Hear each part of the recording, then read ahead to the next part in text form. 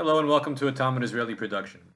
Today we'll review the highlights of this week's course of Daf Yomi study, Masechet Pesachim, Daf Tedvav through Chaf Aleph, 15 through 21. Tedvav, 15. Amar Rabbi Yochanan, Machloket Beshesh. So the dispute between the Tanaim regarding whether there is a need to burn chametz, which is truma, that happens to be tahor, separate from chametz, which is truma, which happens to be tamei, or whether you can burn them together, with different Tanaim adopting different shitot, different opinions, that machloket only exists in the 6th hour of the day. Aval b'sheva, but once you get to the 7th hour of the day, after halachic noon, divrei hakol sorfin, everyone would agree you could burn the two types of truma together. Rashi explains why. Because in the 6th hour, the ban on ownership of chametz is only midrabanan, by rabbinic decree. And so therefore, at least according to one opinion, you still have to safeguard the purity status of the chametz truma, which happens to be tahor.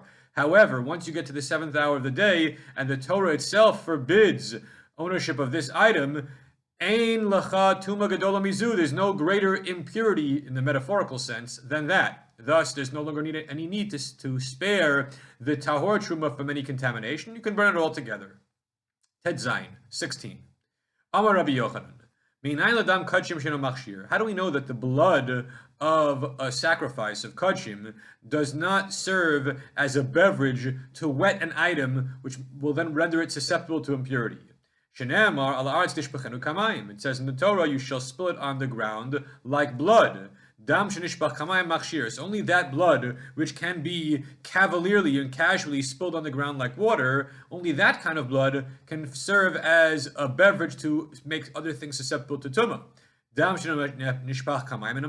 that blood which cannot be cavalierly spilled on the floor, and kachim blood cannot be spilled that way because it has to be poured on the altar, then that kind of blood does not serve as rendering something susceptible to impurity. Yud Zayin, 17. Amarav, afilu laman de amar tumat mashkin de oraita. Even according to the viewpoint that beverages can contract and transmit impurity at the biblical level, nonetheless, mashke beit mitmachaya hilchata gemirila. The law is that the beverages, the juices, the flowing liquids, fluids of the temple's courtyard's slaughterhouse area, where the sacrifices were slaughtered, where shchita was done, that those liquids are not susceptible to impurity, do not transmit impurity. And how do we know this? Hilchata gamirila. It's a law. Rashi explains, halacha Moshe Sinai, law to Moses at Mount Sinai. Yudchet, 18. Tanya, Amar Rabbi Yossi, minayin la ravi bakodesh shehu pasul. How do we know that when it comes to the various impurity levels pertaining to kachim, to sacrificial foodstuffs, that it is possible to go down to a level of revi'i latuma, 4th degree impurity, but that 4th degree impurity is as low as it goes, and it has the status of pasul, which means that it can go no further. Nothing that touches that will contract impurity. The Gemara answers, Vidinu, well, logic would indicate this.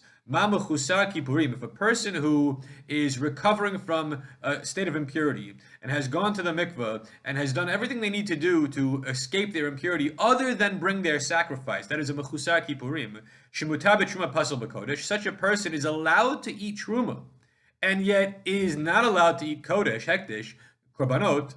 So shlishi, then a 3rd degree impurity, shepasul b'truma, which is unfit, being lowest level impurity of truma, enodin sheyaser viba kodesh, all the more so that it shall be able to create a 4th degree status regarding kodesh. 19. Yudtet. Siruf de oraita.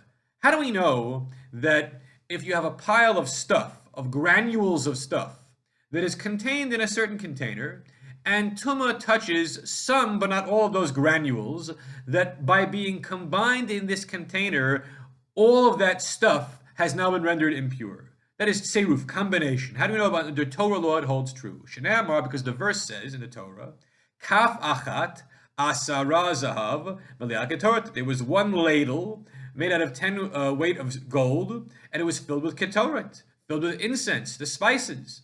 The Torah made whatever was in that kaf, the thousands of little granules of ketoret, into one entity.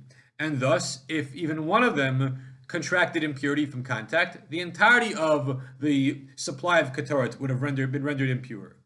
Okay. Chaf. 20. Tanan Hatam, we learn elsewhere in a Mishnah, Sheretz shenimtza batanur, if a dead lizard, dead creepy crawly thing, was found inside of an oven, hapat shebetocho shniya, then any bread which is found in the oven will be a second degree impurity, a shniya latuma. Because the oven itself is a rishon latuma. So the sheretz becomes an av hatuma, the tanur, the oven, is a rishon latuma, and the bread in the oven is a sheni latuma. Chaf Aleph, 21.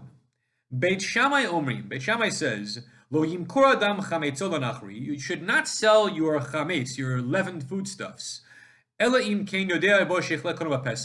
you know that the non-Jew who is buying your chametz will be able to finish eating that chametz prior to the onset of Passover. If you don't know that to be true, then the sale of that chametz to a Gentile does not solve your problem of chametz ownership. You still have to worry about it. Ubeit Hillel Omrim, whereas Beit Hillel says, Kol sha'ah shemutar le'echol, mutar limkor, that any hour in which you are allowed to eat the chametz, you're also allowed to sell the chametz to the non-Jew. And as long as that sale happened at a lawful hour, then you need not worry what the Gentile does with that chametz afterward. It's over, it's no longer your responsibility. As a practical matter, what do we do nowadays in terms of mechirat chametz? So, nowadays, the rabbi of the synagogue or the rabbi of the wider community will get authorization slips from many, many people who want this rabbi to be their representative in selling their chametz to a non-Jew. The sale will take place sometime in the 5th halachic hour of the day, meaning after it's no longer permissible to eat the chametz, but while it is still permissible to own chametz and derive some benefit from it financially, in that 5th hour, which here in New York is typically around 11 a.m., that's when the sale is conducted. As for the Gentile finishing eating the chametz before the onset of Passover, absolutely not. The chametz remains in the cabinets of the Jews in their own homes, sealed away, locked with a sticker that says chametz. So we follow the viewpoint of Beit Hillel and not that of Beit Shammai. What happens to the actual chametz is of little consequence to us, so long as the sale was done in a proper fashion. Everyone have a great week.